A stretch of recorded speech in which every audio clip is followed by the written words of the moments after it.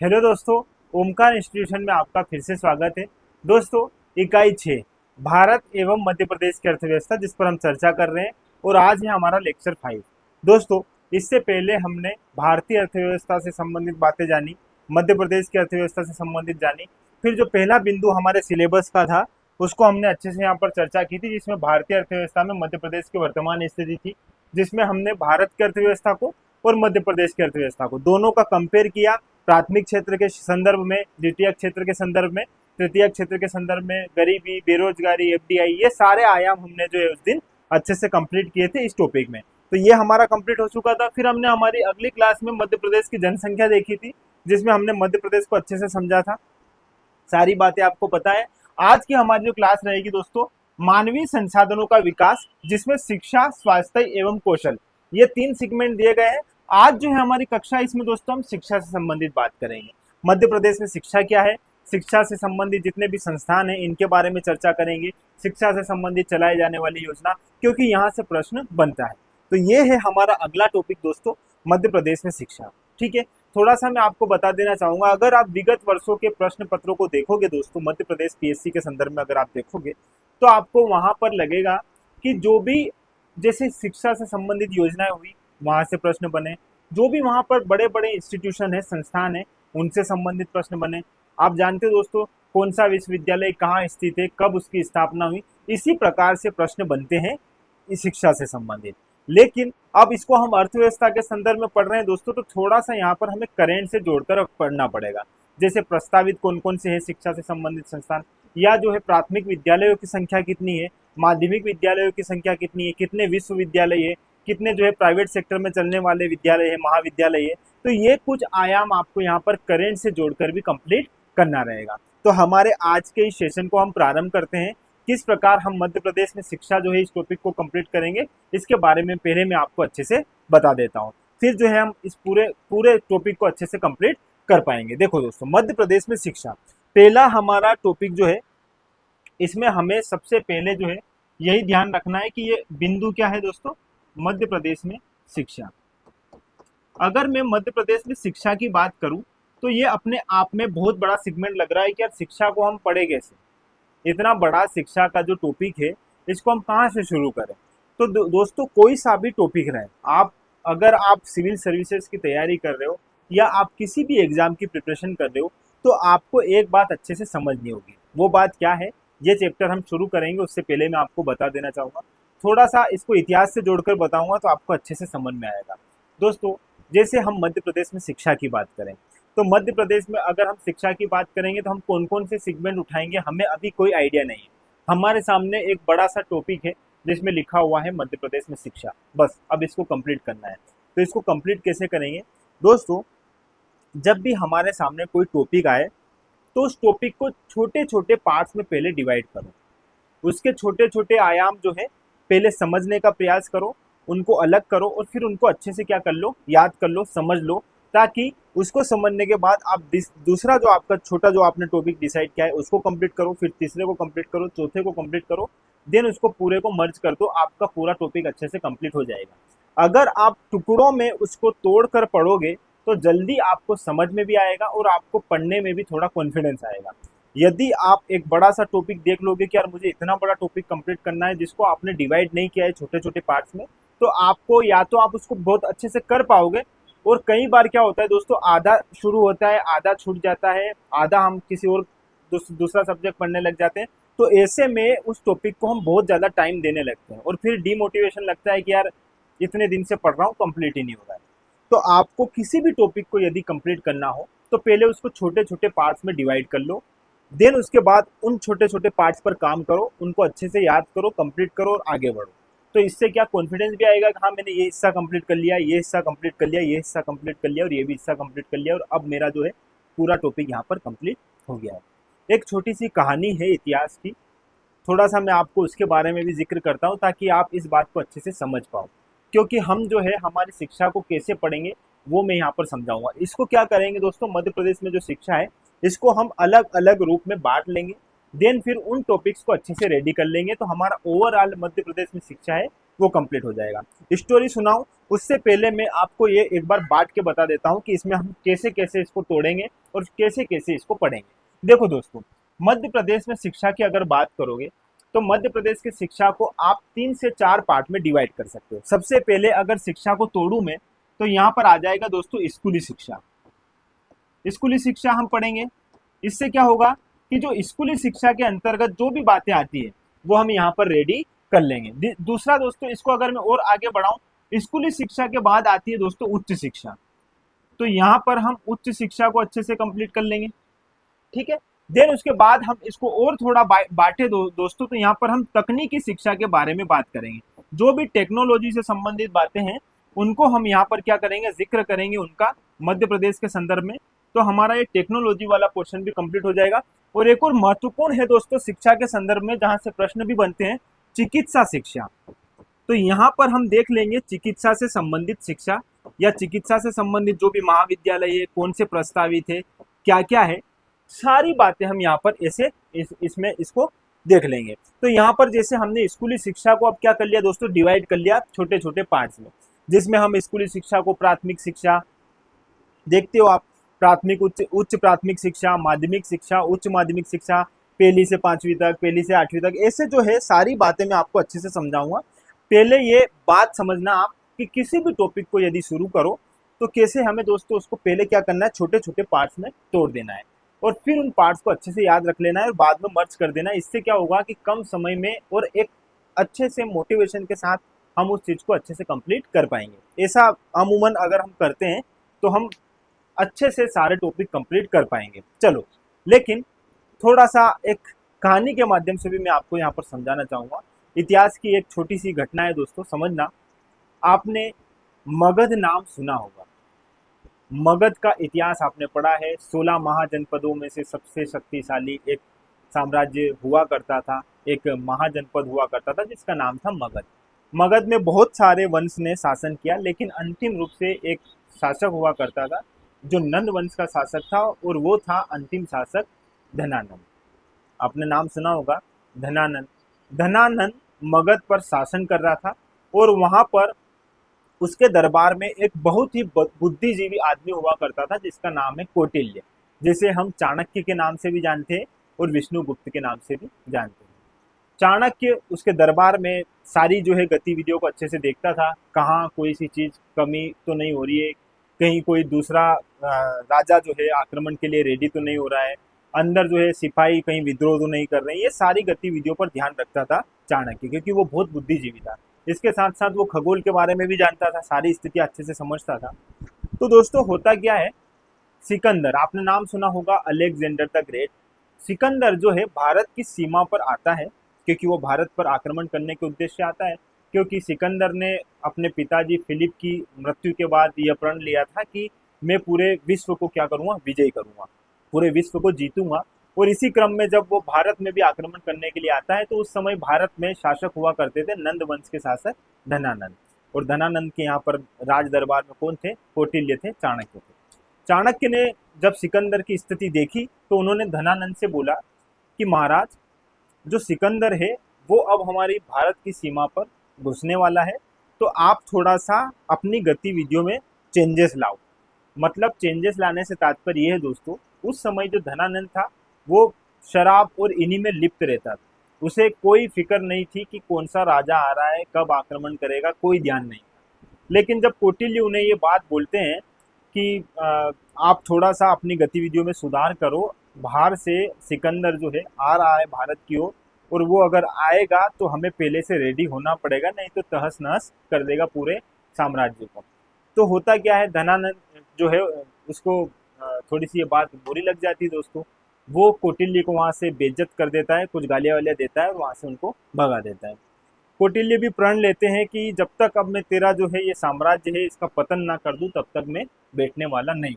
लेकिन होता क्या है दोस्तों, वो वहां से निकलते हैं और चंद्रगुप्त को ट्रेन करने के बाद वो क्या करते हैं, उसको धनानंद के विरुद्ध राजा बनाने का प्रयास करते हैं कि मगध पर मैं इसके थ्रू आक्रमण करूंगा और इसको जो है मगध का शासक बनाऊंगा। ठीक है, होता क्या है दोस्तों, दोनों जो है चाणक्य और चंद्रगुप्त आपस में एक दूसरे से समझ कर ट्रेनिंग लेते हैं, आगे जो है अपनी धीरे धीरे जो है सेना थोड़ी इकट्ठी भी करते हैं और धावा बोलते हैं कहाँ पर, नंद वंश के शासक धनानंद पर। लेकिन हो जाते हैं दोनों पराजित। ठीक है, क्यों पराजित हो जाते हैं? क्योंकि उन्होंने डायरेक्ट जो है कहाँ पर आक्रमण कर दिया था, धनानंद पर। अब उनको पराजय का सामना करना पड़ा। लेकिन जब वो पराजित होकर वापस घर पहुंच रहे थे, ये कहानी है, इसको समझना दोस्तों। घर पहुंचे तो घर पहुंचने के बाद खाना लगाया गया। तो जब खाने में चावल मिले, दोनों को ऐसे थाली में चावल थे दोस्तों, तो जब चावल मिले तो चंद्रगुप्त ने सीधे वो चावल ऐसे अपनी हथेली में उठाए और खा लिया, जिससे उनके हाथ भी जल गए और मुंह भी जल गया। उसी क्षण उनकी माँ ने एक बात कही कि बेटा, अगर तू डायरेक्ट सीधा जो है इसमें बीच में हाथ डालेगा इस चावल के और सीधा उठा के खाएगा तो ये इतना गर्म है कि तेरे हाथ और मुंह दोनों जला ही देगा, और जल भी गए हैं। अगर तुझे इसको अच्छे से खाना है तो पहले थोड़ा सा जो है बाइट इसका थोड़ा सा जो है साइड में निकाल, फिर इसको ठंडा कर और फिर खा। अगर तू धीरे धीरे साइड साइड करके इसको खाएगा तो तू पूरा इसको अच्छे से खा पाएगा। तो ये बात जो है किसके मन में क्लिक कर जाती है दोस्तों? चाणक्य को। चाणक्य देखता है कि यार अपन ने भी गलती तो यही करी है कि छोटी सी सेना लेके सीधा धावा बोल दिया। अगर सीधा धावा बोले बिना हम पहले छोटे आसपास के जो साम्राज्य है इनको विजित करके और इनकी सेना को अपने साथ मिलाकर फिर अगर आक्रमण करते तो शायद स्थितियां कुछ और होती। तो फिर दोस्तों यहाँ से वो भी क्या करते हैं, इसी बात को फॉलो करते हैं। छोटे छोटे उस कबीलाई जो क्षेत्र में जो लोग थे उनको अपनी सेना में शामिल करते हैं, छोटे छोटे क्षेत्र विजित करते हैं। देन फिर बाद में धनानंद पर आक्रमण करके मगध में जो है मौर्य वंश की स्थापना करवा देते हैं चंद्रगुप्त मौर्य के द्वारा। ठीक है, और इस प्रकार जो है पूरा बदला भी जो है पूरा होता है किसका? चाणक्य का। और चाणक्य फिर चंद्रगुप्त के क्या बन जाते हैं? प्रधानमंत्री बन जाते हैं। ये पूरी कहानी आपको पता है। ये कहानी मैं आपको इसलिए बता रहा हूँ दोस्तों को, इकोनॉमिक्स की क्लास में मैं आपको हिस्ट्री इसलिए बता रहा हूँ कि इस हिस्ट्री की छोटी सी घटना को आप ध्यान में रखिएगा, क्योंकि ये उस व्यक्ति ने भी फॉलो करी जो सबसे बुद्धिजीवियों की श्रेणी में शामिल है। मतलब चाणक्य जो है वो बहुत बुद्धिजीवी माना जाता है। उसने भी इसी प्रकार की रणनीति अपनाई एक बड़े साम्राज्य को जीतने के लिए और अपनी योजनाओं को क्रियान्वित करने के लिए। तो आपको भी मैं केवल यही कहना चाह रहा हूँ कि जब भी कोई सा भी टॉपिक आपके सामने आए या कोई सी भी चीज़ जब आपके सामने पढ़ने की भी हो, तो उसको दोस्तों पहले छोटे छोटे पार्ट्स में डिवाइड कर लो। छोटे छोटे पार्ट में डिवाइड करोगे तो मज़ा आएगा उसको पढ़ने में भी और समझने में भी, और उसको ख़त्म करके दूसरे टॉपिक पर आने में। अगर एक साथ मोटा मोटा पढ़ने की कोशिश करोगे तो अच्छे से पढ़ भी नहीं पाओगे, और बीच में कुछ और किसी और सब्जेक्ट को पढ़ना शुरू कर दिया तो वो भूल भी जाओगे। तो आपको करना क्या है दोस्तों? पहले तोड़ना रहेगा किसी भी सब्जेक्ट को। इसीलिए हम मध्य प्रदेश की शिक्षा को भी हमने यहाँ पर 4 पार्ट्स में डिवाइड कर लिया। जब इन 4 पार्ट्स को अच्छे से मर्ज कर लेंगे तो पूरा मध्य प्रदेश की शिक्षा कंप्लीट हो जाएगी। कैसे होगी वो मैं अब आपको यहाँ पर बताऊंगा। देखो दोस्तों, अगर स्कूली शिक्षा की मैं बात करूं, अगर यहाँ पर स्कूली शिक्षा की बात करूं मैं, तो स्कूली शिक्षा में हम देखते हैं दोस्तों प्राथमिक शिक्षा आती है। सबसे पहली बात तो आप यहाँ पर ये देखिए, प्राथमिक शिक्षा है ना। प्राथमिक शिक्षा के बाद इसमें आप और आगे थोड़ा सा बढ़ोगे तो उच्च प्राथमिक शिक्षा वाला कॉन्सेप्ट भी यही है, उच्च प्राथमिक शिक्षा। अगर आप उच्च प्राथमिक शिक्षा के बाद थोड़ा और आगे बढ़ोगे तो यहाँ पर आपको मिलेगा माध्यमिक शिक्षा। आपको पता है दोस्तों माध्यमिक शिक्षा, और माध्यमिक शिक्षा के बाद थोड़ा सा और आगे बढ़ोगे तो यहाँ पर मिल जाएगा आपको उच्च माध्यमिक शिक्षा। ये शिक्षा को हम जो है स्कूली शिक्षा, उसको हम 4 पार्ट में डिवाइड करके देखते हैं। यदि हम इतनी सारी बातें समझ लेंगे तो हमारा स्कूली शिक्षा वाला कॉन्सेप्ट यहाँ पर कंप्लीट हो जाएगा। दोस्तों प्राथमिक शिक्षा जो है ये कक्षा पहली से लेके कहाँ तक रहती है? 5वीं तक। ये बात आपको पता है। दूसरी, अगर मैं उच्च प्राथमिक शिक्षा की बात करूं तो ये रहता है दोस्तों 6वीं से लेके 8वीं तक। अगर मैं यहाँ माध्यमिक शिक्षा की बात करूं तो माध्यमिक शिक्षा रहेगा दोस्तों 9वीं से 10वीं तक। 9वीं से 10वीं तक जो है आपकी क्या रहती है? माध्यमिक शिक्षा। और लास्ट में 11वीं से लेके 12वीं वाली जो रहती है ये कक्षाएं हमारी कहलाती है उच्च माध्यमिक शिक्षा। जब कोई भी विद्यार्थी अपनी पढ़ाई शुरू करता है तो पहले इन्हीं स्तर से हम गुजरते हैं, और यही हमारी स्कूली शिक्षा कहलाती है। स्कूली शिक्षा में हम सारे आयाम कंप्लीट करेंगे, निश्चिंत रहिएगा। माध्यमिक शिक्षा मंडल पढ़ेंगे, माध्यमिक शिक्षा मंडल का कार्यालय पढ़ लेंगे, प्राथमिक विद्यालय, माध्यमिक विद्यालय, सारे आयाम पढ़ेंगे। एक बेसिक सी बात पहले आप अच्छे से यहाँ पर समझ लो, ताकि कभी भी आपको शिक्षा से संबंधित कोई बेसिक सी बात भी पूछ ले तो कहीं आपको कंफ्यूजन ना हो। चलो, ये कहानी आपको समझ में आई। थोड़ा सा दोस्तों फिर आगे बढ़ते हैं अपनी उच्च शिक्षा की ओर। जब बच्चा 12वीं तक पढ़ाई कर लेगा तो फिर तो वो उच्च शिक्षा की ओर जाएगा ही सही। तो यहाँ पर उच्च शिक्षा में हम कौन से बिंदु देखेंगे दोस्तों? हमारे जो भी अकादमिक जो शिक्षा रहती है, जो एकेडमी की हम शिक्षा लेते हैं, या फिर हम मान लो व्यावसायिक शिक्षा भी हम पढ़ते हैं, तो हमारी व्यावसायिक शिक्षा भी इसी में उच्च शिक्षा के संदर्भ में आ जाती है। इसी उच्च शिक्षा में हम विश्वविद्यालय पढ़ेंगे, कौन सा कहाँ पर स्थापित किया गया है, कौन सा प्रस्तावित है ना, कृषि से संबंधित कहाँ है, ये सारे विद्यालय और महाविद्यालय और विश्वविद्यालय है, वो सारे हम उच्च शिक्षा के संदर्भ में पढ़ेंगे। देखो, अगर मूल रूप से देखो तो यहाँ पर अकादमी शिक्षा आ जाएगी आपकी, एकेडमी से संबंधित एजुकेशन हम यहाँ पर पढ़ लेंगे दोस्तों।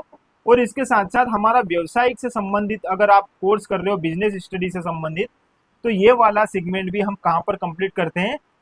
यहीं पर कंप्लीट करते हैं। इसके साथ साथ जितने भी हमारे शिक्षण संस्थान है, उन शिक्षण संस्थान का हेडक्वार्टर वो है कहाँ पर स्थित, उनकी स्थापना कब हुई, ये चर्चा भी हम हायर एजुकेशन में या उच्च शिक्षा में करते हैं। ठीक है, चलो आगे बात कर लेते हैं दोस्तों तकनीकी शिक्षा। सीधी सी बात है, तकनीकी शिक्षा में मैं क्या बताऊं, इंजीनियरिंग कॉलेज से संबंधित जो बातें हैं या जो भी स्किल से संबंधित जितनी भी बातें होती हैं, वो हम हमारी किसमें, तकनीकी शिक्षा में पढ़ेंगे। स्किल के साथ साथ दोस्तों आप देखते हो कई बार सरकार स्किल्स को डेवलप करने के लिए योजनाएं भी क्रियान्वित करवाती है, योजनाएं चलाती है।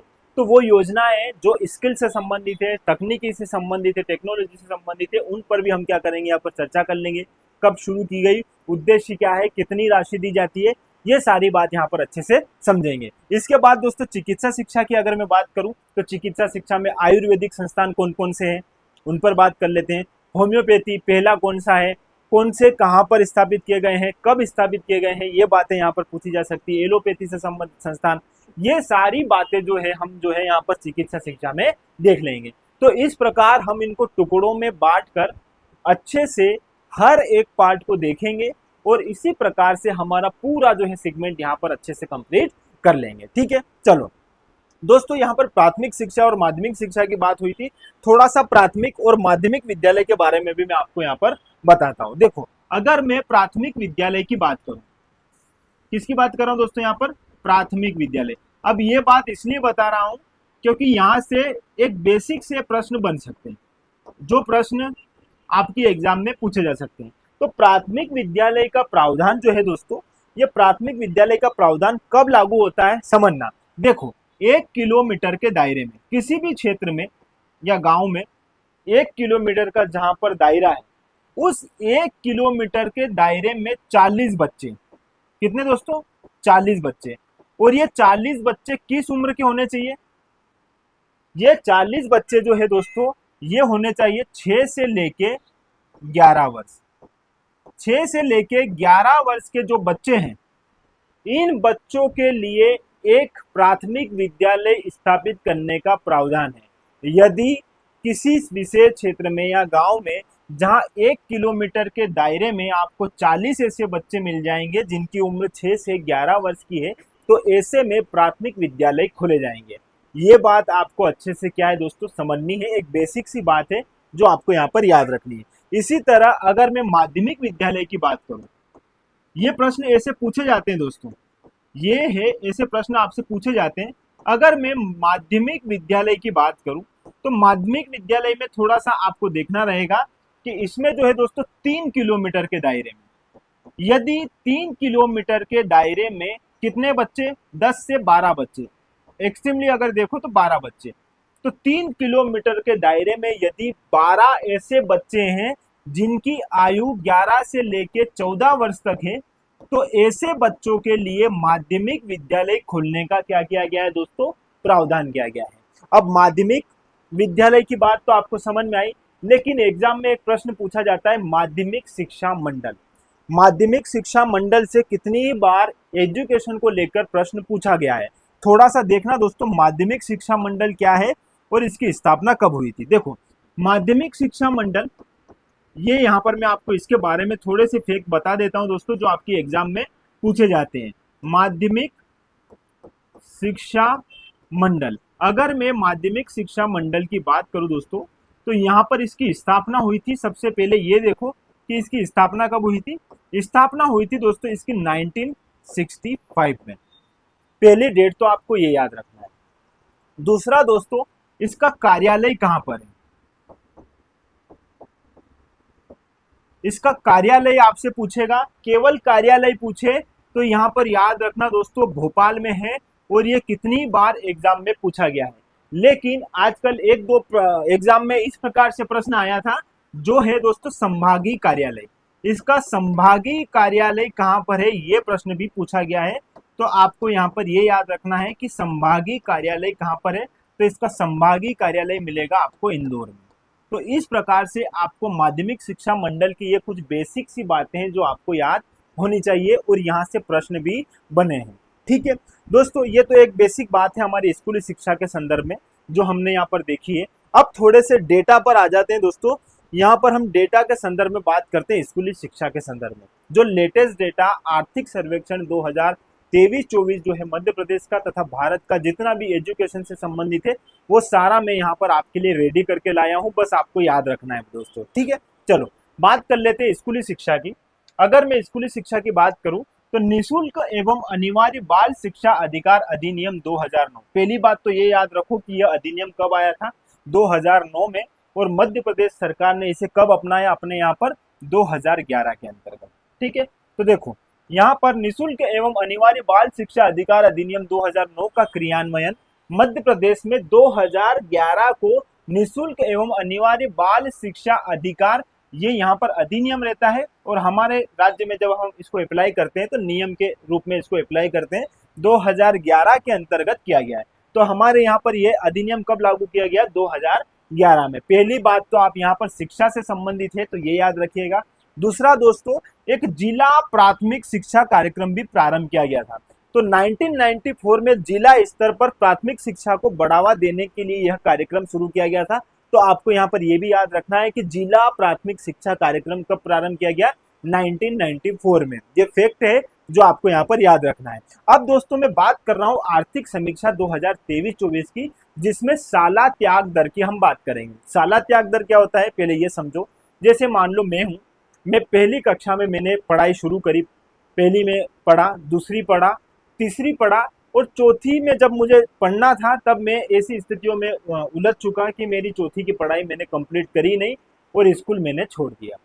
तो ऐसे विद्यार्थियों को हम साला त्याग दर की श्रेणी में शामिल करते हैं। तो यहाँ पर मैं मध्य प्रदेश में साला त्याग दर 2022-23 की मैं बात करूंगा, तो जो प्राथमिक क्षेत्र है या प्राथमिक स्तर पर देखूंगा तो दोस्तों कितनी रही है, 4.5%, 4.50। और माध्यमिक स्तर पर साला त्याग दर कितनी रही है दोस्तों, 8.37%। तो दोनों बिंदु आपको यहाँ पर याद रखने हैं, ये हमारी आर्थिक समीक्षा से संबंधित है।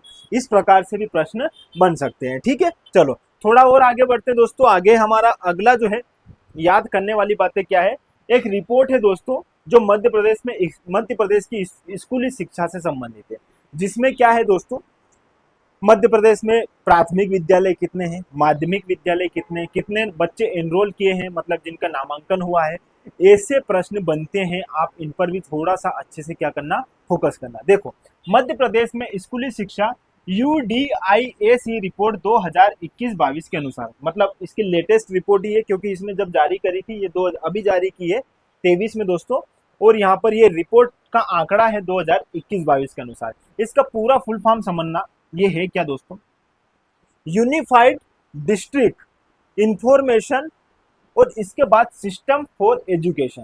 किसकी बात करता है दोस्तों, यूनिफाइड डिस्ट्रिक्ट की बात कर रहा है, जिले की बात कर रहा है। Unified district information system for education, ये इसका फुल फॉर्म है दोस्तों। यहाँ पर ये शिक्षा से संबंधित जो रहती बातें हैं उनको क्या करता है, जारी करता है, रिपोर्ट जारी करता है। जो भी स्कूली शिक्षा से संबंधित बातें हैं, कितने स्कूल है, प्राथमिक स्कूलों की संख्या कितनी है, टोटल सारी बातें हैं, उनके आंकड़े जारी करने वाली यह रिपोर्ट है। और इसके अनुसार स्कूलों की शिक्षा कितनी है दोस्तों, स्कूलों की संख्या कितनी है, 1,25,582। आगे कुल बच्चों की नामांकित संख्या, नामांकित मतलब इनरोल कितने हुए दोस्तों, इनरोलमेंट नंबर आपने कभी देखा होगा, नामांकन नंबर जो है वो यहाँ पर कितने हुए कुल बच्चों का, तो यहाँ पर 160 लाख बच्चों का। ठीक है, इंपॉर्टेंट क्या है आपको याद रखना है, प्राथमिक विद्यालय। प्राथमिक विद्यालयों की संख्या कितनी है दोस्तों? 2413। और उच्च प्राथमिक विद्यालयों की संख्या कितनी है? 45106। इसी तरह दोस्तों माध्यमिक विद्यालय जो है ये 8306 है। उच्च माध्यमिक विद्यालय कितने? 9757 है। और उच्च और उच्चतर माध्यमिक स्तर पर नामांकित छात्र कितने हैं? 38.46 लाख। तो कुछ डेटा है जो आपको याद रखना है। याद में आपको क्या रखना है? केवल प्राथमिक विद्यालय, माध्यमिक विद्यालय, ठीक है। इस रिपोर्ट के अनुसार इतनी इनकी संख्या है। चलो आगे बढ़ते दोस्तों, कुछ डेटा आपको ऐसे ही याद रखना पड़ेगा, इनका कोई और विकल्प नहीं है। चलो आगे बात करते दोस्तों, अब कुछ ऐसे फैक्ट हैं स्कूली शिक्षा से संबंधित जहां से प्रश्न बनते हैं, सीधे सीधे प्रश्न बनते हैं। देखो कैसे बनते हैं। राज्य शिक्षा संस्थान की स्थापना कब की गई थी? तो आपके सामने राज्य शिक्षा संस्थान की स्थापना 1973 में भोपाल में की गई थी। एक बात ये याद रखना, राष्ट्रीय शैक्षणिक अनुसंधान और प्रशिक्षण परिषद एनसीईआरटी का क्षेत्रीय कार्यालय कहां पर है दोस्तों? क्षेत्रीय कार्यालय इसका मिलेगा आपको भोपाल में, ठीक है। ये बात थोड़ा सा यहाँ पर आप अच्छे से याद रखना। बात कर रहा हूं दोस्तों एनसीईआरटी की। इसका फुल फॉर्म क्या है दोस्तों? National council for educational research and training. ये आपको पता है। आपको इतना याद रखना है दोस्तों, 1961 1 सितंबर 1961 में इसकी स्थापना हुई थी एनसीईआरटी की।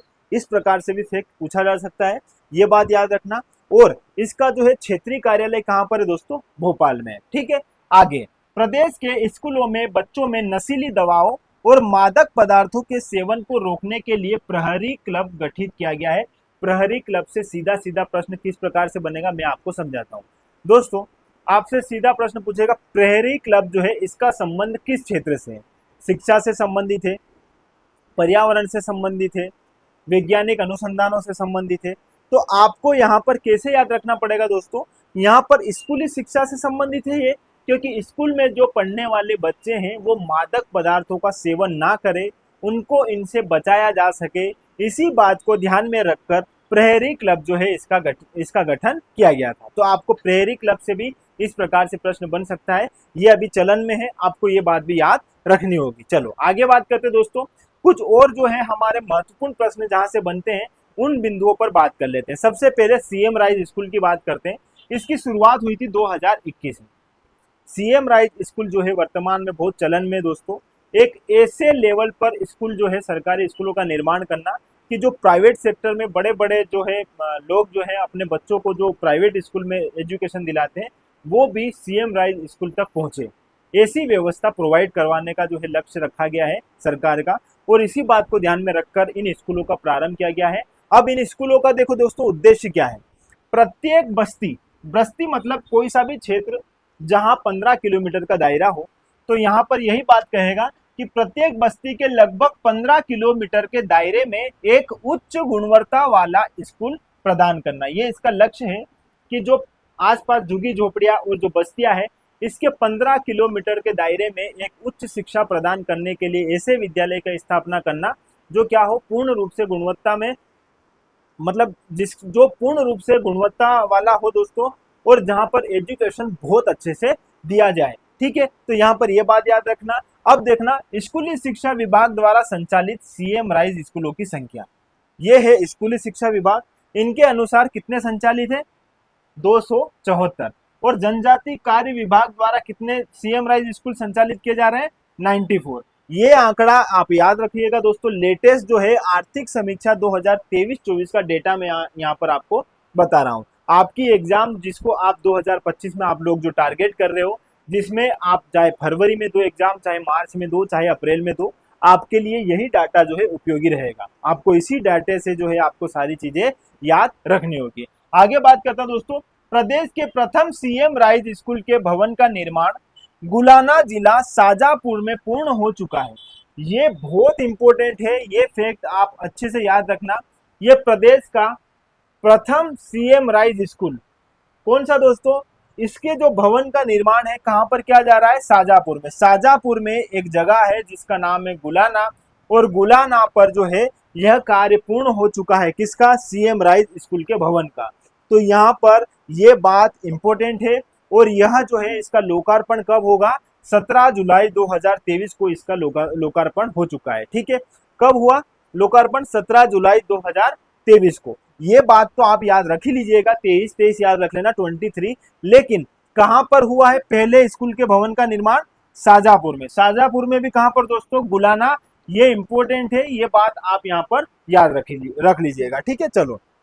और अगर पिछले वर्ष की तुलना में मैं देखूं, सीएम राइज स्कूल के आंकड़ों में वृद्धि हुई है दोस्तों, लगभग 7%। 2021 में इसे शुरू किया गया था, 2022 और 2022 की तुलना में 2023 में जो है 7% इन विद्यालयों की वृद्धि हुई है। ये बात भी आप यहाँ पर अच्छे से मेंशन कर लेना। चलो आगे बात करते हैं। यहाँ पर जो सीएम राइज स्कूल की हमने बात कर ली अच्छे से। अब दो और स्कूल याद रखना, एक सैनिक स्कूल दोस्तों और एक वाटर स्कूल। तो इस प्रकार हमारे स्कूल वाला जो सेगमेंट है वो यहाँ पर लगभग कंप्लीट हो जाएगा। अगर मैं सैनिक स्कूल की बात करूं तो पहला सैनिक स्कूल कहां पर खोला गया है, ये प्रश्न पूछा जाता है, एग्जाम में पूछा भी गया है कि मध्य प्रदेश का पहला सैनिक स्कूल जो है कहां पर खोला गया, रीवा में खोला गया। अब दोस्तों इन सैनिक स्कूलों का संचार, इनको कौन स्थापित करता है, किसके अधीन आते हैं ये, तो ये आते हैं रक्षा मंत्रालय के अंतर्गत। ये बात तो आपको सीधी सी समझ में आई जाएगी कि ये किसके द्वारा जो है शुरू किए जाते हैं, रक्षा मंत्रालय द्वारा। तो यहाँ पर सैनिक स्कूल जो पहला है मध्य प्रदेश का वो रीवा में, दूसरा दोस्तों मालनपुर में स्थापित किया गया था, भिंड में। और मालनपुर कहाँ है, भिंड में है। तो दूसरा कहाँ पर, भिंड में खोला गया। तीसरा प्रस्तावित है जो आपको यहाँ पर याद रखना है दोस्तों, और यह प्रस्तावित कहाँ पर है, खरगोन में। ऐसे ही प्रश्न यहाँ पर एग्जाम में पीएससी प्रश्न पूछती है कि सैनिक स्कूल जो हाल ही में बनने वाला है वो मध्य प्रदेश के किस जिले में प्रस्तावित है, तो आपको इस प्रकार याद रखना रहेगा दोस्तों, खरगोन में। ठीक है, आगे बात करते हैं वाटर स्कूल की दोस्तों। प्रदेश का पहला एवं दुनिया का तीसरा वाटर स्कूल छतरपुर जिले के खजुराहो में खोला जाएगा, और किस सेवा संस्थान द्वारा, परमार्थ सेवा संस्थान द्वारा। ये बात याद रखना दोस्तों, खजुराहो में, छतरपुर जिले के खजुराहो में देश का पहला एवं विश्व का तीसरा वाटर स्कूल खोला जा रहा है।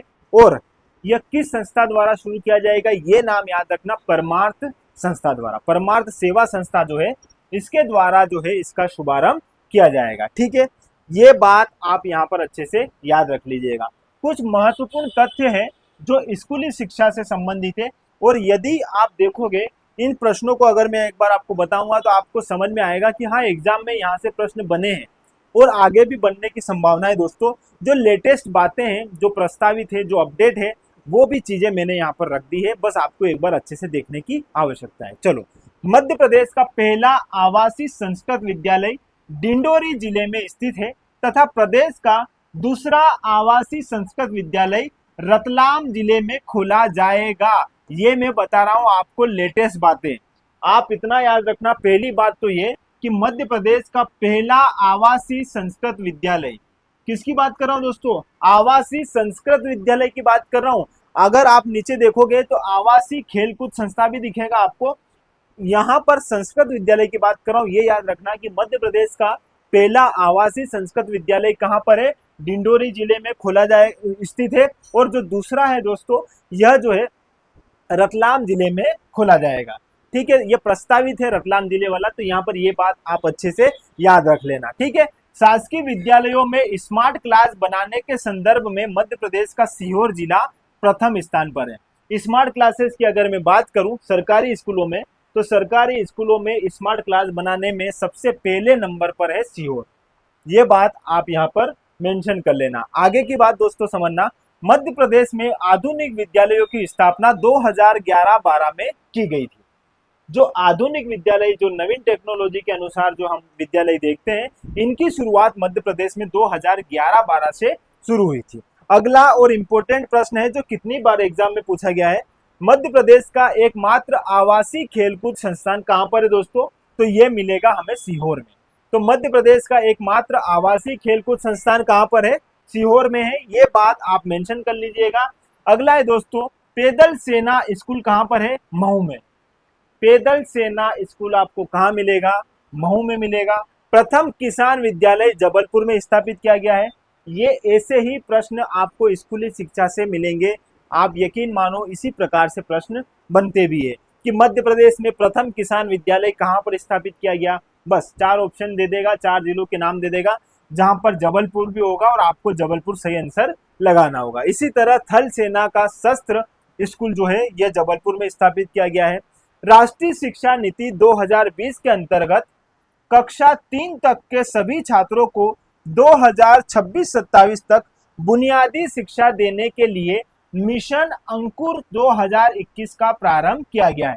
पहली बात तो ये याद रखना, मिशन अंकुर की शुरुआत कब की गई? 2021 में। दूसरी बात, मिशन अंकुर का संबंध किस क्षेत्र से है? एजुकेशन, पर्यावरण, वैज्ञानिक संस्थान, ऐसे आपसे यहाँ पर प्रश्न बन सकते हैं। आपको इतना याद रखना है दोस्तों, मिशन अंकुर का सीधा सीधा संबंध है शिक्षा से। और इसमें क्या किया जाएगा, पहली से लेकर तीसरी तक की जो कक्षाएं हैं, यहाँ तक के सभी छात्रों को 2026-27 तक बुनियादी ढांचे की संबंधित जो शिक्षा रहती है, बुनियादी शिक्षा जो रहती है, वो शिक्षा प्रोवाइड करवाना है। ठीक है, तो यहाँ पर ये बात भी अच्छे से आपको ध्यान रखनी है। तो ये हमारा स्कूली शिक्षा का कुछ सेगमेंट है। इसके साथ साथ अभी दोस्तों आपने देखा होगा 29 जुलाई 2020 को नवीन शिक्षा नीति जो है उसका प्रारूप पेश किया गया था। तो नवीन शिक्षा नीति जो है इसके अनुसार कुछ चेंजेस हुए हैं। जो है फॉर्मेट पहले 10+2 हुआ करता था, अब उसमें परिवर्तन कर दिया गया है। तो यहाँ पर इससे संबंधित प्रश्न भी बन सकते हैं, तो इसको भी एक बार हम यहाँ पर अच्छे से देख लेते हैं। देखो इसकी कहानी क्या क्या है थोड़ा समझना दोस्तों। बात करते हैं, यह जो है प्रारूप कब प्रस्तुत किया गया था? तो नई शिक्षा नीति 2020 का प्रारूप पेश किया गया था 29 जुलाई 2020 के दिन। पहली बात आप ये याद रखिए, इसकी अध्यक्षता किसने करी थी दोस्तों? तो डॉक्टर के कस्तूरी रंजन द्वारा जो है इसकी अध्यक्षता की गई थी। दोनों बिंदु इंपॉर्टेंट है, दोनों प्रश्न यहाँ से पूछे जाते हैं। लेकिन तीसरी बात जो है वो आपको याद रखनी दोस्तों, पहले जो है स्कूली शिक्षा की जो संरचना हुआ करती थी वो 10+2 हुआ करती थी, ये बात आपको पता है। लेकिन अब जो है नवीन शिक्षा नीति के अनुसार इसकी संरचना में परिवर्तन कर दिया गया है और आप यहाँ पर देखोगे 5+3+3+4 ये है नवीन संरचना। और आपसे ऑप्शन में इसी प्रकार से प्रश्न बन सकते हैं कि नवीन जो है या नई शिक्षा नीति जो है इसके अनुसार जो शिक्षा की संरचना है वो किस प्रकार से है। तो यहाँ पर आपसे इस प्रकार से प्रश्न बन सकता है 5+3+3+4, ये क्या रहेगा दोस्तों? राइट आंसर रहेगा। ठीक है, अब ये 5+3+3+ है क्या दोस्तों, इसको मैं अच्छे से समझाता हूँ। देखो जो बुनियादी शिक्षा होगी ना दोस्तों वो कितने साल की रहेगी? 5 साल की रहेगी। जो प्राथमिक शिक्षा रहेगी वो कितने साल की? 3 साल की। जो माध्यमिक शिक्षा रहेगी वो भी 3 साल की। और जो उच्च शिक्षा रहेगी वो कितने साल की रहेगी? 4 साल की रहेगी। यही बात जो है मैं यहाँ पर आपको समझा रहा हूँ, 5+3+3+4। और आप जानते हो प्राथमिक शिक्षा, बुनियादी शिक्षा, माध्यमिक शिक्षा और उच्च शिक्षा। तो यहाँ पर दोस्तों इस प्रकार से आपको ये सारी बातें याद रखनी है। केवल आपको यहाँ पर देखो क्या क्या याद रखना है, प्रारूप कब प्रस्तुत किया गया, दूसरी इसकी अध्यक्षता किसने की, इसकी संरचना क्या रही है दोस्तों 5+3+3+4, ये याद रखना है। इसके साथ साथ दोस्तों जो जीडीपी का जो है 6% अब किसमें खर्च किया जाएगा? शिक्षा में किया जाएगा। इस समिति के अनुसार या इस नई शिक्षा नीति के अनुसार ये बात रखी गई है कि अब जो है जीडीपी का लगभग 6% जो है किसमें खर्च किया जाना चाहिए? एजुकेशन में, शिक्षा में खर्च किया जाना चाहिए। तो ये कुछ बेसिक बातें हैं जो आपको यहाँ पर याद रखनी है। ठीक है, अब एक योजना अभी बहुत चली थी दोस्तों जिसका नाम है स्टीम योजना। स्टीम योजना है, इसको आप थोड़ा सा समझिएगा। सबसे पहले तो इसका फुल फॉर्म, यहाँ पर आपसे इस प्रकार से प्रश्न पूछ सकता है कि टी जो है स्टीम योजना में जो टी दिया गया है, इस टी का जो यहाँ पर मीनिंग है वो क्या है, इसी प्रकार एम का क्या है, एस का क्या है। तो यहाँ पर ये बात याद रखनी दोस्तों, ये है साइंस, ठीक है, ये है टेक्नोलॉजी, ये है दोस्तों आपका इंजीनियरिंग, ये है। अब यहां समझना दोस्तों, कई जगह आपको आर्ट मिलेगा और कई जगह आपको एंड मिलेगा, लेकिन अगर आप ऑफिशियली वेबसाइट को देखोगे तो आपको दिखेगा एंड। एंड यहाँ पर राइट आंसर है। कई जगह आपको किताबों में आर्ट भी मिलेगा, तो कंफ्यूज नहीं होना है आपको। एंड याद रखना है कि ए फॉर क्या रहेगा? एंड। और एम फॉर दोस्तों हो जाएगा यहाँ पर मैथ या मैथमेटिक्स, है ना। तो ये बात आप थोड़ा सा समझना। देखो अब ये स्टीम योजना है क्या? इसमें दोस्तों अमेरिका के शिक्षक और जो दक्षिणी कोरिया जो है यहाँ के जो शिक्षक रहेंगे, ये शिक्षक ट्रेनिंग देंगे भारत के इन सब्जेक्ट को पढ़ने वाले बच्चों को। तो ऐसे बच्चों को यहाँ पर इन सारे सब्जेक्ट की जो है नॉलेज दी जाएगी, किसके द्वारा? अमेरिका के और दक्षिणी कोरिया के जो टीचर्स हैं, जो अनुभवी टीचर्स हैं, उनके द्वारा। तो एक अच्छी योजना है, इसको भी आप यहाँ पर अच्छे से क्या कर लेना दोस्तों, याद रख लेना, इंपॉर्टेंट है। चलो, अब यहाँ शिक्षा से संबंधित कुछ प्रशिक्षण संस्थान है और उनके मुख्यालय है। ये प्रश्न आप देखते हो दोस्तों, बनते ही हैं यहाँ से प्रश्न सीधे सीधे। तो थोड़ा सा इसको भी हम अच्छे से देख लेते हैं। देखो, एक साइड मैंने संस्थाओं का नाम दिया है और एक साइड इनका मुख्यालय है, ठीक है। अब महात्मा गांधी राज्य ग्रामीण विकास संस्थान कहाँ पर है दोस्तों? जबलपुर में है। थोड़ा सा हम इनको फास्ट देख लेंगे ताकि आप एक बार आपकी नजरों के सामने से निकल जाए, आपको बाकी इनके बारे में सारी बातें पता है, क्योंकि ये कुछ प्रशिक्षण संस्थान है। इनको एक बार देख लेंगे तो हमारा शिक्षा का ये सेगमेंट भी अच्छे से कंप्लीट हो जाएगा। संजय गांधी युवा नेतृत्व एवं ग्रामीण विकास संस्थान कहाँ मिलेगा दोस्तों? पंचमढ़ी। पंचमढ़ी कहाँ है? होशंगाबाद, ठीक है। ये बात आप यहाँ पर याद रखना। वॉल्मी संस्थान कहाँ पर है दोस्तों? भोपाल में। भारतीय मृदा विज्ञान संस्थान, ये पूछा जाता है, और ये कहाँ पर है दोस्तों? भोपाल में। Barli development institute for rural women, ये इंदौर में है। Borlaug institute for South Asia R&D research and development केंद्र कहाँ पर है दोस्तों? जबलपुर में। राष्ट्रीय खरपतवार अनुसंधान केंद्र, ये प्रश्न पूछा जाता है, और ये कहाँ पर है दोस्तों? जबलपुर में है। तो ये दो बात तो आप यहाँ पर अच्छे से क्या कर लेना, याद रख लेना। इस प्रकार से प्रश्न पूछे जाते हैं और बनने की भी पूरी पूरी संभावना है, ठीक। तो इस प्रकार दोस्तों हमारा स्कूली शिक्षा वाला सेगमेंट यहाँ पर कंप्लीट हो जाता है। फिर हमने आगे एक और पार्ट डिवाइड किया था जिसका नाम है उच्च शिक्षा। अब उच्च शिक्षा को हम यहाँ पर अच्छे से देख लेते हैं। उच्च शिक्षा के बारे में क्या क्या है, उच्च शिक्षा से संबंधित शिक्षण संस्थान जो एग्जाम में पूछे जाते हैं उन पर चर्चा करेंगे। साथ ही साथ करंट से संबंधित जो भी बातें हैं वो यहाँ पर एक बार देख लेंगे, कौन से प्रस्तावित है, क्या क्या है इनकी बातें और कितनी संख्या है इनकी, ये सारे आयाम यहाँ पर अच्छे से कंप्लीट कर लेते हैं। किसके संदर्भ में करेंगे दोस्तों? आर्थिक समीक्षा 2023-24 मध्य प्रदेश के संदर्भ में जो आर्थिक समीक्षा है उसकी रिपोर्ट के अनुसार ही हम इन पर क्या करेंगे, बात करेंगे।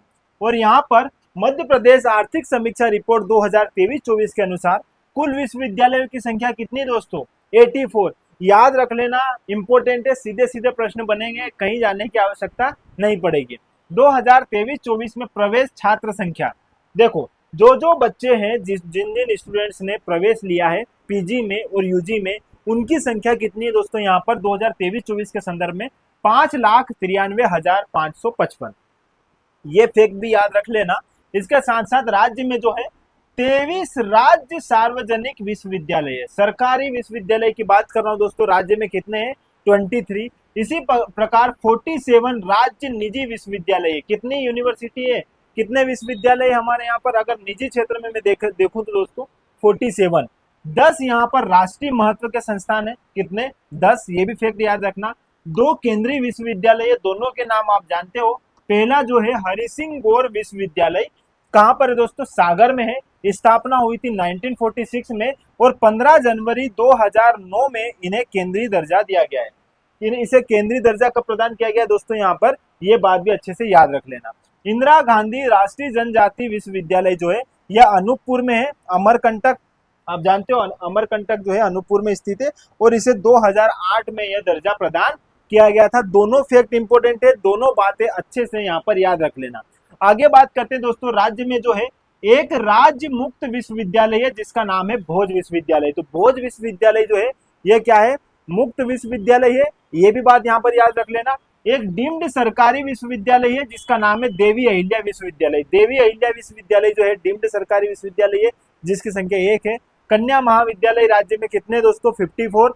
इंदौर, भोपाल, ग्वालियर, जबलपुर, सागर, उज्जैन एवं सतना, कितने जिलों की बात कर रहा हूँ? 7 जिलों की। इन 7 जिलों में विश्वविद्यालयों में इंक्यूबेशन सेंटर की स्थापना की जा रही है, ये बात भी देख लीजिएगा। वर्ष 1973 में मध्य प्रदेश सरकार द्वारा मध्य प्रदेश विश्वविद्यालय अधिनियम पारित किया गया था।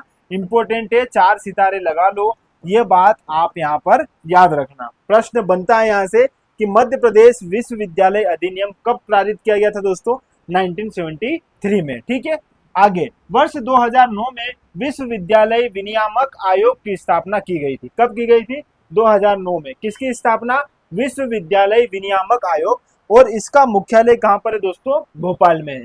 ये बात भी याद रख लीजिएगा। राज्यों में प्रति कॉलेज औसतन नामांकन 666 है, जबकि प्रति कॉलेज राष्ट्रीय औसत नामांकन 646 है। मतलब हमारे राज्य की स्थिति केंद्र के संदर्भ में इस क्षेत्र में अच्छी है। ये बात भी आप यहाँ पर याद रख लीजिएगा। दोस्तों मैं ये फैक्ट आपको जल्दी जल्दी बता रहा हूँ। क्यों? क्योंकि इसमें ज़्यादा मैं क्या इसमें आपको डिस्क्राइब करके बताऊं, क्योंकि जो फैक्ट है वो फैक्ट ही है, आपको उसको वैसे ही याद रखना पड़ेगा। बस मैंने यहाँ पर आपकी मेहनत बचा दी है। जो आर्थिक समीक्षा है उसकी 400 450 पेज की जो समीक्षा की जो रिपोर्ट है, अच्छे से उसका अध्ययन करके उसके जो तथ्य आपके एग्जाम के लिए जो जरूरी है वो सारे मैंने यहाँ पर ऐड कर दिए, ताकि आप बस एक बार देखो और आगे बढ़ जाओ। तो जहां पर रुककर समझने जैसी बात रहेगी वहां पर अच्छे से हम रुककर बहुत इत्मीनान से सारी बातें बेसिक से समझेंगे, और जहां पर फैक्चुअल चीजें होंगी वहां पर बस एक बार अच्छे से देखकर आगे बढ़ जाएंगे। ठीक है, चलो आगे बात करते हैं दोस्तों हमारी उच्च शिक्षा के संदर्भ में। तो मध्य प्रदेश के अमरकंटक, अमरकंटक किस जिले में दोस्तों? अनूपपुर जिले में है। तो मध्य प्रदेश के अमरकंटक में आदिवासियों पर शोध के लिए 2008 में इंदिरा गांधी राष्ट्रीय आदिवासी विश्वविद्यालय खोला गया है, जिसे केंद्रीय विश्वविद्यालय का दर्जा प्रदान किया गया है। ये मैंने आपको थोड़ी देर पहले बता दिया है। मध्य प्रदेश का एकमात्र दंत चिकित्सालय जो है ये कहां पर मिलेगा आपको? इंदौर में। तो दांत के लिए जो चिकित्सा महाविद्यालय है वो आपको मध्य प्रदेश में मिलेगा, और ये प्रदेश का एकमात्र है। इसी प्रकार कैंसर चिकित्सा महाविद्यालय एवं अनुसंधान केंद्र कहाँ है दोस्तों? इंदौर में है। प्रदेश का पहला बालिका शारीरिक प्रशिक्षण कॉलेज कहाँ मिलेगा? शिवपुरी में मिलेगा। देश का पहला आतंकवाद रोधी प्रशिक्षण स्कूल कहाँ है दोस्तों? भोपाल में है। ये बात भी यहाँ पर याद रखना। भेल भारत हेवी इलेक्ट्रिक लिमिटेड जो है इसके द्वारा संचालित जवाहरलाल नेहरू स्कूल, जिसे ISO 9001 से 2000 तक का जो है ISO प्रमाण पत्र मिला है, यह जो है इस प्रमाण पत्र को प्राप्त करने वाला राज्य का प्रथम स्कूल है। कौन सा दोस्तों? जवाहरलाल नेहरू स्कूल। ठीक है, कहां पर है ये याद रखना आप दोस्तों। भेल द्वारा इसे संचालित किया गया है, और ये 9001 से लेके 2000 तक प्रमाण पत्र प्राप्त करने वाला प्रदेश का पहला स्कूल यही है। ठीक है, देवी अहिल्या विश्वविद्यालय वोकेशनल डिग्री देने वाला मध्य प्रदेश का पहला विश्वविद्यालय। कौन सा? देवी अहिल्या विश्वविद्यालय। ये बात भी याद रखना। दूरसंचार अभियांत्रिकी सैनिक कॉलेज कहां पर है दोस्तों? मऊ में है। भारत की प्रथम डिजाइन यूनिवर्सिटी कहां पर प्रारंभ होगी? उज्जैन में होगी, अभी प्रस्तावित है। ये बात यहाँ पर याद रखना। यह भारत की कौन सी रहेगी दोस्तों? पहली रहेगी। तो भारत की प्रथम डिजाइन यूनिवर्सिटी जो है कहां पर प्रारंभ होगी? उज्जैन में प्रारंभ होगी। एक बात अच्छे से इसको भी आप समझ लीजिएगा। आगे बात करते हैं दोस्तों। देश का एकमात्र शहर जहां IIM व IIT स्थापित है वो कहां पर है दोस्तों? इंदौर में। इंदौर में IIM भी है और IIT भी है, दोनों बात आप जानते हो। ठीक है, प्रथम निजी IT पार्क स्थापित कहां किया जाएगा दोस्तों? रायसेन जिले के मंडीदीप में। पहला IT पार्क जो है इंफॉर्मेशन टेक्नोलॉजी पार्क जो है ये कहां पर स्थापित किया जाएगा? रायसेन। रायसेन में भी कहां पर? मंडीदीप में। ठीक है, राज्य कैंसर संस्थान कहां पर है? जबलपुर में है।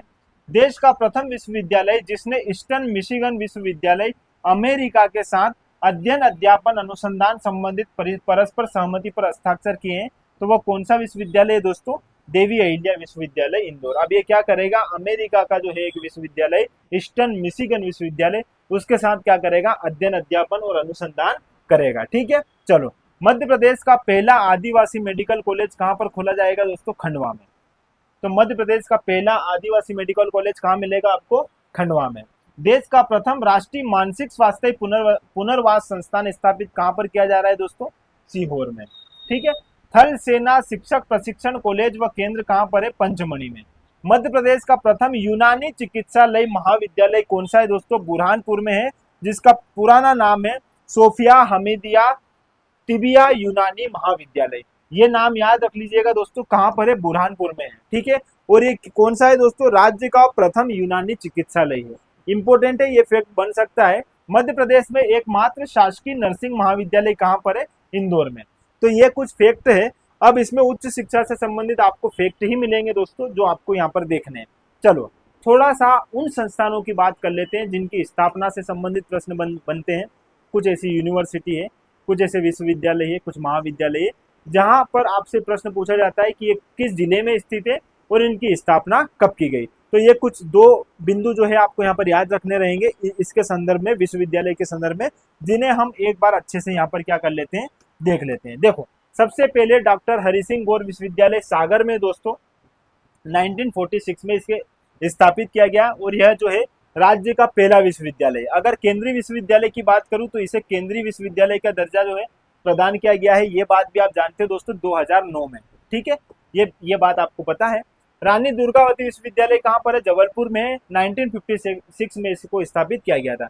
अगर मैं विक्रम विश्वविद्यालय की बात करूं तो यह उज्जैन जिले में स्थित है और 1957 में इसे स्टैब्लिश किया गया था। रानी लक्ष्मीबाई फिजिकल विश्वविद्यालय आपको ग्वालियर में मिलेगा दोस्तों, 1957 में इसको भी स्थापित किया गया था, ठीक है। जीवाजी राव विश्वविद्यालय है, यह ग्वालियर में मिलेगा, 1964 में इसे स्टैब्लिश किया गया। देवी अहिल्याबाई विश्वविद्यालय इंदौर में स्थित है दोस्तों, 1964 में इसे स्टैब्लिश किया गया था। बरकतुल्ला विश्वविद्यालय भोपाल में मिलेगा आपको, 1970 में इसको स्टैब्लिश किया गया। इंदिरा गांधी राष्ट्रीय आदिवासी विश्वविद्यालय यह अमरकंटक जिले में स्थित है, 2008 में इसे स्थापित किया गया था। इसे भी केंद्रीय विश्वविद्यालय का दर्जा प्रदान किया गया है। दोनों आप बात जानते हो, मैंने जब क्लास शुरू करी थी उसके थोड़ी देर बाद ही आपको इसके बारे में जानकारी दे दी थी। अवधेश प्रताप सिंह विश्वविद्यालय कहाँ मिलेगा दोस्तों? रीवा में, और 1968 में इसे स्टैब्लिश किया गया था। ये सारी बातें आपको पता है। आगे और कुछ विश्वविद्यालय उनको भी देख लेते हैं दोस्तों। अटल बिहारी वाजपेयी हिंदी विश्वविद्यालय भोपाल 2011 में स्टैब्लिश। सांची बौद्ध विश्वविद्यालय सांची में स्थित है। सांची कहाँ है दोस्तों? रायसेन। ये बात थोड़ा सा यहाँ पर देख लीजिएगा। रायसेन में 2012 में इसे स्टैब्लिश किया गया। जवाहरलाल नेहरू कृषि विश्वविद्यालय जो है जबलपुर में स्थित है, 1964 में स्टैब्लिश। राजमाता विजया राजे सिंधिया कृषि विश्वविद्यालय आपको ग्वालियर में मिलेगा, 2008 में इसे स्टैब्लिश किया गया था। माखनलाल चतुर्वेदी राष्ट्रीय पत्रकारिता विश्वविद्यालय भोपाल में मिलेगा दोस्तों, और ये 1990 में इसे स्टैब्लिश किया गया था, ठीक है। महर्षि पाणिनि संस्कृत विश्वविद्यालय उज्जैन में मिलेगा, 2008 में आपको यह जो है स्टैब्लिश किया गया था। धर्मशास्त्र नेशनल लॉ विश्वविद्यालय यह कहाँ पर है दोस्तों? जबलपुर में है, 2018 में स्थापित किया गया था। एक यहाँ पर इस बात को थोड़ा सा याद रखना दोस्तों, कई बार आपको कंफ्यूजन होगा इस वाले विश्वविद्यालय को लेकर कि महर्षि महेश योगी वैदिक विश्वविद्यालय कहाँ पर है। कई बार आपको कटनी मिलेगा और कई किताबों में आपको जबलपुर मिलेगा, ठीक है। तो आप ऑफिशियली इसको देखोगे दोस्तों दोनों जगह है, लेकिन राइट आंसर इसका कटनी है। आपको यहाँ पर कटनी ध्यान रखना है कि जो महर्षि महेश योगी वैदिक विश्वविद्यालय है यह कहाँ है दोस्तों? कटनी में है, और 1995 में इसको स्टैब्लिश किया गया था। 1995 में इसको स्थापित किया गया था, और ये कहाँ है दोस्तों? कटनी में। ये बात आप अच्छे से यहाँ पर समझ लीजिएगा। आगे बात करते हैं, नानाजी देशमुख पशु चिकित्सा विज्ञान विश्वविद्यालय जबलपुर में है, और इसे 2009 में स्टैब्लिश किया गया था। पंडित शंभुनाथ शुक्ला विश्वविद्यालय शहडोल जिले में स्थित है, और यह 2016-17 में इसको स्टैब्लिश किया गया था, ठीक है। तो दोस्तों अभी हमने ये सारे विश्वविद्यालय देखे हैं जो पहले भी आपने पढ़े होंगे, क्योंकि एग्जाम में यहाँ से प्रश्न बनते थे और बनते भी। लेकिन हम अब वैसे विश्वविद्यालयों की बात करेंगे जो हाल ही में प्रस्तावित है, क्योंकि जो प्रस्तावित है उनसे भी प्रश्न बनने की पूरी संभावना है। तो जो आर्थिक समीक्षा 2023-24 है उनमें जो प्रस्तावित जो है विश्वविद्यालय, उनके बारे में एक बार देख लेते हैं, ताकि हमारा ये वाला सेगमेंट भी अच्छे से कंप्लीट हो जाए। देखो, कुछ प्रस्तावित है, उनके नाम आप यहाँ पर समझिएगा दोस्तों। पहला है हमारा विधि महाविद्यालय। अगर मैं विधि महाविद्यालय की बात करूं तो ये कहाँ मिलेगा दोस्तों? आगर मालवा में। ये प्रस्तावित नहीं है, अब इसको स्टैब्लिश कर दिया है। तो आपको यहाँ पर बस इतना याद रखना है कि आगर मालवा में ये स्थापित हो चुका है। कौन सा? विधि महाविद्यालय, ठीक है। चलो, रानी अवंतीबाई लोधी विश्वविद्यालय कहाँ पर? सागर में प्रस्तावित है। मध्य प्रदेश के जीवाजी विश्वविद्यालय में प्रदेश की पहली भवभूति संस्कृत पीठ बनाई जा रही है। तो आपको भवभूति संस्कृत पीठ जो है किस विश्वविद्यालय में मिलेगी? जीवाजी विश्वविद्यालय में, ठीक है। रीवा में रामानुजाचार्य संस्कृत विश्वविद्यालय की स्थापना की जाएगी। इंपोर्टेंट है, आपसे प्रश्न पूछेगा कि रामानुजाचार्य संस्कृत विश्वविद्यालय कहाँ पर स्थित है। आपको राइट आंसर बताना रहेगा रीवा में। तो इस प्रकार से प्रश्न बन सकता है। प्रदेश में देवी अहिल्याबाई विश्वविद्यालय को विभाजित कर क्रांति सूर्य टांटिया मामा भील विश्वविद्यालय, यहाँ थोड़ा प्रिंट है, इस प्रिंट में थोड़ी सी मिस्टेक हो गई है, तो ये बात याद रखिएगा कि प्रदेश में देवी अहिल्याबाई विश्वविद्यालय को विभाजित करके क्रांति सूर्य टांट्या मामा भील विश्वविद्यालय का निर्माण कहां पर किया जाएगा? खरगोन में किया जाएगा। और इसकी लागत रहेगी दोस्तों 170 करोड़। 170 करोड़ की लागत से जो देवी अहिल्याबाई विश्वविद्यालय है इसको अब विभाजित करके क्रांति सूर्य टांट्या मामा भील विश्वविद्यालय का निर्माण खंडवा में किया जाएगा। कहां पर? सॉरी, खरगोन में किया जाएगा। आपको याद रखना है दोस्तों, खरगोन में यह स्थापित किया जा रहा है और इसकी लागत है 170 करोड़।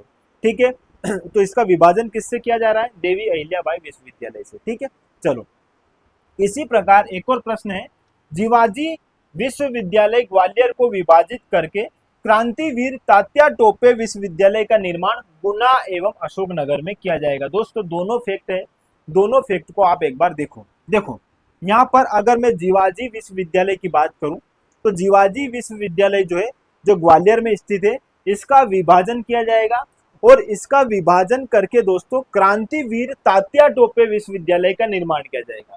लेकिन यह निर्माण कहां पर किया जाएगा? गुना अशोकनगर क्षेत्र में।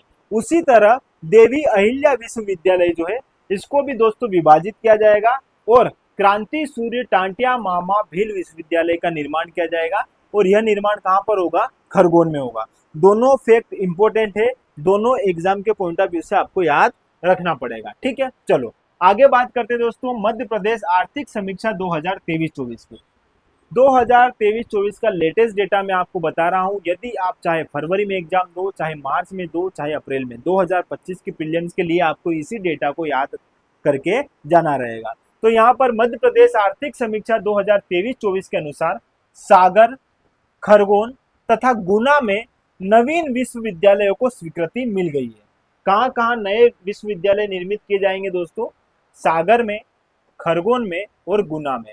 ये तीनों स्थान आपको यहाँ पर याद रखना है। आगे बात करते हैं दोस्तों, शासकीय होलकर विज्ञान महाविद्यालय इंदौर को उच्चतम सीजीपीए, दोस्तों सीजीपीए एक ग्रेड रहता है जो शिक्षा से संबंधित गतिविधियों के लिए दिया जाता है। इसका अगर मैं फुल फॉर्म बताऊं तो देखो, क्यूमुलेटिव ग्रेड पॉइंट एवरेज, ये जो है इसका क्या है? फुल फॉर्म है क्यूमुलेटिव ग्रेड पॉइंट एवरेज। और यह जो है इंदौर को दिया गया है, जिसमें दोस्तों 3.70 के साथ A++ ग्रेड इसे प्राप्त हुआ है। तो इंदौर का जो है होलकर विज्ञान महाविद्यालय, इसे कौन सी ग्रेड प्राप्त हुई है दोस्तों? A++। और स्कोर अगर देखोगे तो क्या है दोस्तों? 3.70 इसे सीजीपीए मिला है। ठीक है, तो ये सीजीपीए इंपॉर्टेंट है। आपने देखा होगा कॉलेज के टाइम पर भी जब आप इंजीनियरिंग या ऐसे कुछ आप कोर्स करते हो तो जब आप अपना रिजल्ट देखते हो तो सीजीपीए में ही आपको यह मिलता है। इसके साथ साथ सेमेस्टर के रूप में भी आप देखते हो, जब एक सेमेस्टर हो जाता है तो एसजीपीए हो जाता है और वर्ष में जब 2 सेमेस्टर कंप्लीट हो जाते हैं तो उनको कंबाइंड रूप से अगर देखा जाता है और बाद में संपूर्ण रूप से अगर उसका रिजल्ट निकाला जाता है तो सीजीपीए दिया जाता है।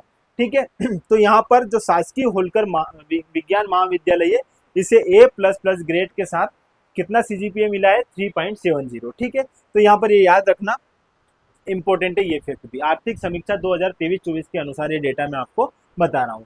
आगे बात करते हैं दोस्तों तकनीकी शिक्षा की। तो हमने स्कूली शिक्षा अच्छे से देख ली, फिर हमने अभी उच्च शिक्षा भी अच्छे से देख ली। अब हम बात करते हैं दोस्तों तकनीकी शिक्षा पर। तकनीकी शिक्षा के जो बिंदु है वो यहाँ पर हम अच्छे से सब कंप्लीट कर लेते हैं करंट अफेयर्स के पॉइंट ऑफ व्यू से। देखो, कॉलेज और 6 पॉलिटिक्स में तकनीकी पाठ्यक्रमों में हिंदी माध्यम की शुरुआत की गई है। ग्लोबल स्किल पार्क तकनीकी प्रशिक्षण संस्थान के रूप में जुलाई 2019 में भोपाल के गोविंदपुरा औद्योगिक क्षेत्र में स्थापित किया गया, सहयोग एडीबी व सिंगापुर से। ग्लोबल स्किल पार्क की मैं बात करूं तो ग्लोबल स्किल पार्क तकनीकी प्रशिक्षण संस्थान के रूप में एक औद्योगिक क्षेत्र स्थापित किया गया है। कहां पर? भोपाल के गोविंदपुरा में। किसके सहयोग से? एडीबी व सिंगापुर के। दोस्तों एडीबी आप जानते हो एशियन डेवलपमेंट बैंक, जो एशिया की कंट्री है इनको आर्थिक रूप से सहायता प्रदान करने के उद्देश्य से जो है इसकी स्थापना की गई थी। इसकी स्थापना 19 दिसंबर 1966। ये बात आप यहाँ पर याद रख लो, कभी कभी एग्जाम में यहाँ से इसकी डेट भी पूछी जाती है। कब एडीबी की स्थापना हुई थी? 19 दिसंबर 1966 को 1966 में इसकी स्थापना हुई। अगर मैं इसके हेडक्वार्टर की बात करूं दोस्तों तो फिलीपींस में जो है, फिलीपींस में इसका हेडक्वार्टर है। ठीक है, ये बात भी आप यहाँ पर अच्छे से याद रख लेना। तो ये क्या करता है? आर्थिक सहायता प्रदान करता है अपने सदस्य देशों की। ठीक है। तो एशिया में और प्रशांत क्षेत्र में जितने भी जो कंट्री है, यदि उनको आर्थिक तंगी का सामना करना पड़ रहा है तो ऐसी स्थिति में एडीबी जो है, एशियन डेवलपमेंट बैंक जो है, उनकी क्या करता है, सहायता करता है। तो हाल ही में ग्लोबल स्किल को ध्यान में रखकर, इस ग्लोबल स्किल पार्क तकनीकी को ध्यान में रखकर मध्य प्रदेश के भोपाल में जो गोविंदपुरा औद्योगिक क्षेत्र है, यहाँ पर इन स्किल पार्क की स्थापना की जाएगी। किसके सहयोग से? एडीबी व सिंगापुर के सहयोग से। मध्य प्रदेश का देवास जिला मध्य प्रदेश का प्रथम जिला है जहां राष्ट्रीय शिक्षा नीति के अंतर्गत कंप्यूटर प्रोग्रामिंग, जिसे कोडिंग की मैं बात कर रहा हूं, उसका प्रशिक्षण दिया जाएगा। तो कोडिंग के प्रशिक्षण के लिए कौन सा जिला जो है, ऐसा प्रथम जिला है जहां पर राष्ट्रीय शिक्षा नीति के अंतर्गत यह प्रशिक्षण दिया जाएगा, तो वह मध्य प्रदेश के देवास जिले में। ठीक है। आगे, देश का पहला शोध आधारित आईआईटी सैटेलाइट कैंपस उज्जैन में स्थापित किया जा रहा है, ये बात भी याद रखना। आईआईटी इंदौर का डीप टेक रिसर्च एवं डिस्कवरी कैंपस जल्द ही उज्जैन में शुरू होने जा रहा है। तो ये कुछ तकनीकी से संबंधित जो न्यूज में जो बातें हैं वो मैंने आपको यहाँ पर समझाई है। चलो आगे बात करते हैं। स्कूली शिक्षा में आर्टिफिशियल इंटेलिजेंस का अध्ययन करवाने वाला मध्य प्रदेश देश का एकमात्र राज्य है। एआई का जो है अध्ययन हो स्कूली शिक्षा में, ऐसा काम करने वाला मध्य प्रदेश देश में पहला राज्य है। Madhav institute of technology and science Gwalior में प्रदेश का पहला ड्रोन स्कूल शुरू किया जा रहा है। इंपॉर्टेंट है दोस्तों, प्रदेश का पहला ड्रोन जो है स्कूल कहाँ पर शुरू किया जा रहा है, तो ये ग्वालियर में शुरू किया जा रहा है। कहाँ पर? Madhav institute of technology and science में। ठीक है, याद रखना ये बात भी। एक यहाँ पर एक छोटी सी पहल शुरू की गई दोस्तों, नॉलेज और लाइफ साइंस कॉरिडोर। नॉलेज और लाइफ साइंस कॉरिडोर क्या है? इसमें दोस्तों मध्य प्रदेश के पांच शहरों को शामिल किया गया है जहां पर इंडस्ट्रियल क्षेत्र, स्किल, इन सबको बढ़ाने के लिए काम किया जाएगा। और वो 5 जिले कौन कौन से दोस्तों? इंदौर है, भोपाल है, उज्जैन है, देवास है और मालनपुर है। मालनपुर कहाँ पर है? भिंड में है। तो इन 5 क्षेत्रों में जो है इंडस्ट्री और स्किल्स को बढ़ावा देने के लिए यहाँ पर कार्य किया जाएगा, नॉलेज और लाइफ साइंस कॉरिडोर के तहत। ठीक है, तो ये बात भी आप थोड़ा सा यहाँ पर अच्छे से ध्यान रख लीजिएगा। अब कुछ शिक्षण संस्थान है, उनके बारे में देख लेते हैं। हाल ही में इनका जो है डेटा आपको कभी पूछ लिया जाता है, तो 2022-23 के अनुसार ये डेटा मैं आपको यहाँ पर बता रहा हूँ। हालांकि इनमें पूछने जैसी कोई संभावना नहीं है, लेकिन 2023-24 के मध्य प्रदेश के बजट में इन सब बातों का जिक्र किया गया है, तो एक बार हम इनको भी अच्छे से यहाँ पर देख लेते हैं। चलो, अभियांत्रिकी एवं वास्तुकला, इनकी संख्या 147 है। ACA, ये ACA नहीं आएगा दोस्तों, यहाँ पर MCA आएगा। कंप्यूटर एप्लीकेशन, मास्टर्स में कंप्यूटर एप्लीकेशन करने वाले लोगों की यहाँ पर संख्या है। इसमें कितने शिक्षण संस्थान है? 44। MBA 265 ऐसे संस्थान है जहाँ से MBA किया जा रहा है। फार्मा, जिसमें D फार्मा और B फार्मा दोनों होते हैं, ऐसे 159 संस्थान है। अभियांत्रिकी, जिसमें इंजीनियरिंग से संबंधित जो बात कर रहे हैं यहाँ पर दोस्तों, डिप्लोमा के संदर्भ में 134 ऐसे संस्थान है जो यहाँ पर ये डिप्लोमा करवाते हैं। यह मध्य प्रदेश 2023-24 का डेटा है, आपके लिए इतना ज्यादा इंपॉर्टेंट नहीं है, यहाँ से प्रश्न बनने की ऐसी कोई संभावना है नहीं है, बस ये डेटा दिया हुआ है। ठीक है, मध्य प्रदेश के प्रमुख तकनीकी संस्थान। अब थोड़े से ये तकनीकी संस्थान इंपॉर्टेंट है, इनको अच्छे से आप यहाँ पर देख लीजिए दोस्तों। यहाँ से प्रश्न बनते हैं और आपको ये बात तो याद रखनी पड़ेगी, क्योंकि यहाँ से अगर आपको या तो वो इनका ये पूछ लेता है या फिर इनके ईयर्स पूछता है। ठीक है, तो जो बातें हैं जिनके ईयर्स पूछे जाते हैं उनके मैं ईयर्स और उनके क्या क्या बता दूंगा, यहाँ पर हेडक्वार्टर्स बता दूंगा, या उनके जो स्थापना कहाँ पर हुई है, वो कहाँ पर स्थित है, ये बातें बता दूंगा।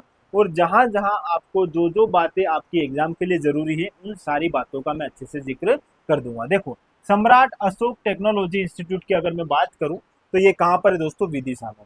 अगर मैं गोविंद राम सेखसरिया की बात करूँ, अब गोविंद राम सेखसरिया, अगर आप इसको सिर्फ हिंदी में देखोगे तो आपको बहुत सारे ऐसे स्टूडेंट्स हैं जिनको पता भी नहीं है कि गोविंद राम सेखसरिया कॉलेज है कहाँ पर। ये कहाँ पर है दोस्तों? इंदौर में है। और इंजीनियरिंग के लिए जाने जाने वाला यह कॉलेज है, जिसे हम GSITS के नाम से जानते हैं। इंग्लिश में हम इन्हें GSITS बोलते हैं, लेकिन हिंदी में गोविंद राम सेखसरिया के नाम से इसे जानते हैं। लेकिन गोविंद राम सेखसरिया इतना फेमस नहीं है, इसे केवल GSITS के रूप में ही जानते हैं, जो कहाँ स्थित है दोस्तों? इंदौर में है। इंदिरा गांधी इंजीनियरिंग कॉलेज कहाँ पर है? यह सागर में मिलेगा। Madhav institute of technology and science दोस्तों ग्वालियर में मिलेगा। अटल बिहारी वाजपेयी भारतीय सूचना प्रौद्योगिकी एवं प्रबंधन संस्थान जो है ABV IIITM जो है यह आपको ग्वालियर में मिलेगा और इसकी स्थापना हुई थी दोस्तों 1997 में। Indian institution of technology IIT हमारे इंदौर में 2009 में इसे स्टैब्लिश किया गया था। ये फैक्ट भी इंपॉर्टेंट है, 2009 में मध्य प्रदेश में पहला जो है IIT खोला गया था, वो है इंडियन इंस्टीट्यूशन ऑफ टेक्नोलॉजी। कब? इंदौर में 2009 में पहला है। ठीक है, ये याद रखना आप। आगे दोस्तों Maulana Azad college of technology जो है, जिसे मनीत के नाम से जानते हैं, यह जो है 1960 में भोपाल में स्टैब्लिश किया गया है। भारतीय सूचना प्रौद्योगिकी अभिकल्पन एवं विनिर्माण संस्थान, जिसे IITDMJ के नाम से जानते हैं, यह जबलपुर में इसे स्टैब्लिश किया गया था 2005 में।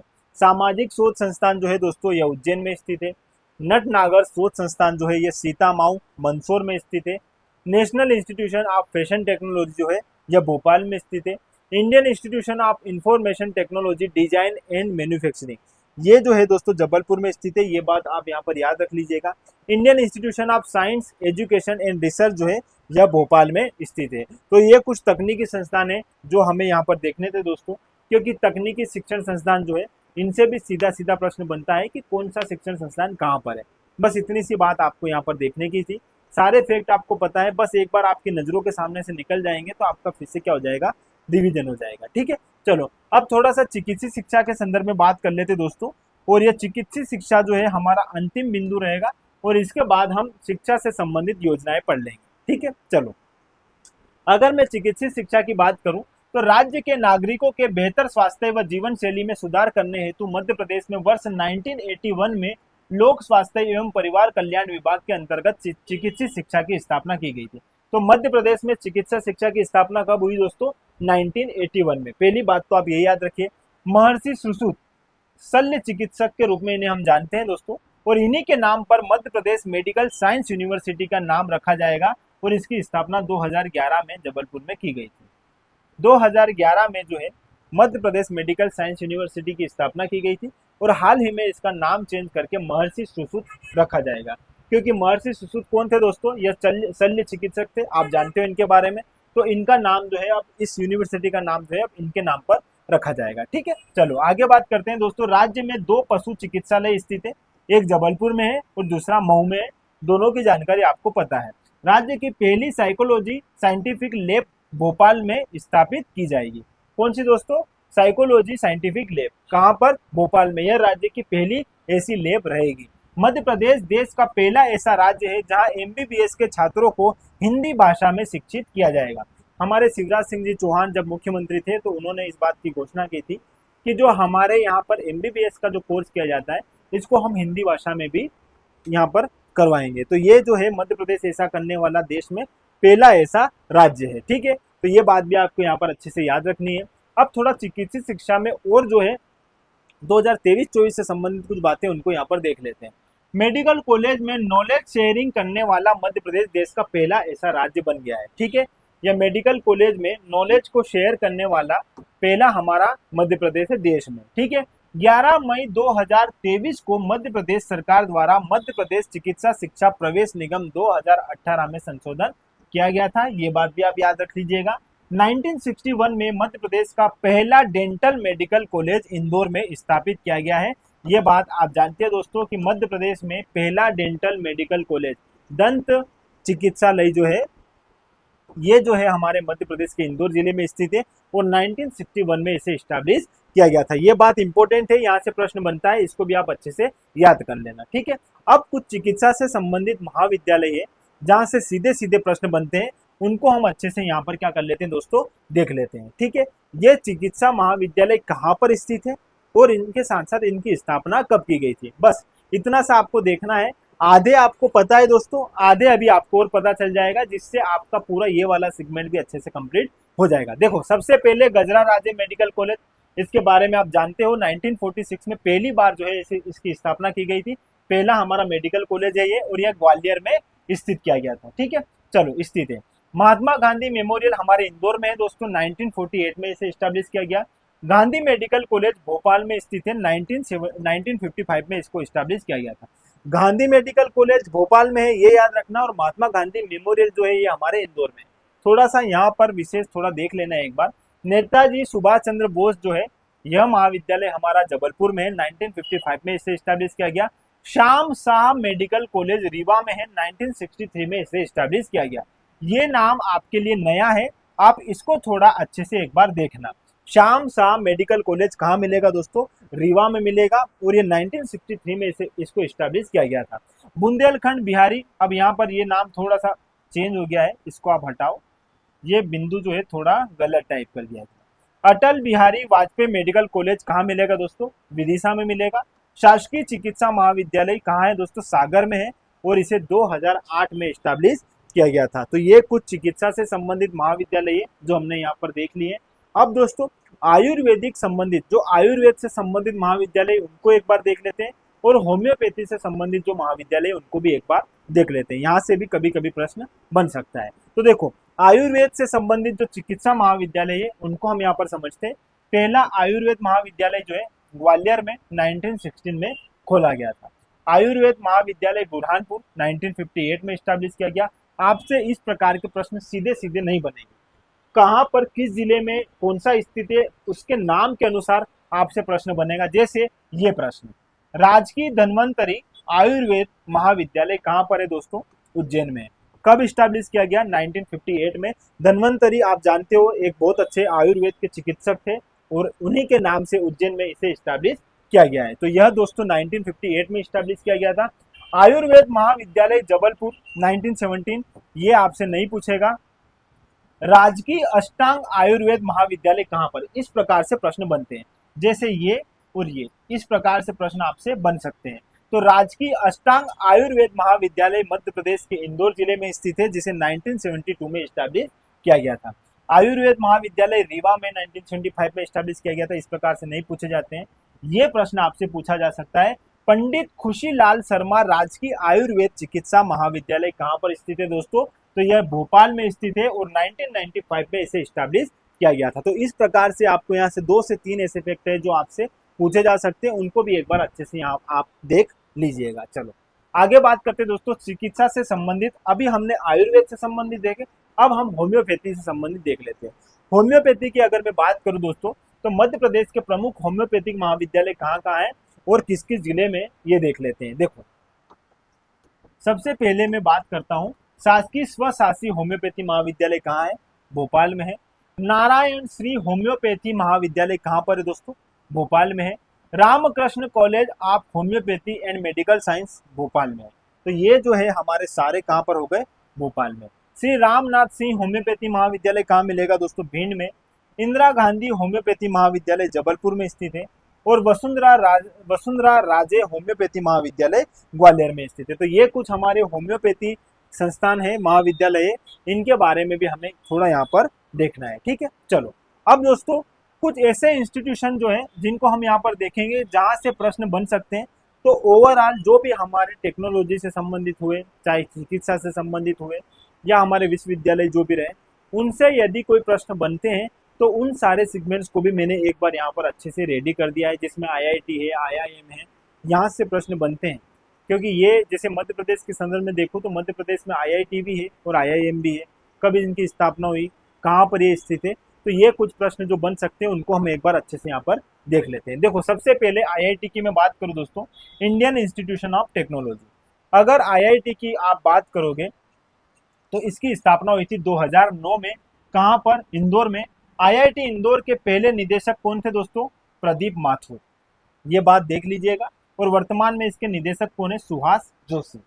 ठीक है, चलो मध्य प्रदेश में एकमात्र IIT इंदौर शहर में स्थित है। आप जानते हो कि मध्य प्रदेश में एकमात्र IIT कहाँ पर है? इंडियन इंस्टीट्यूशन ऑफ टेक्नोलॉजी केवल इंदौर में स्थित है। ठीक है, IIM की भी मैं बात करूँ तो ये भी एकमात्र जो है कहाँ पर स्थित है?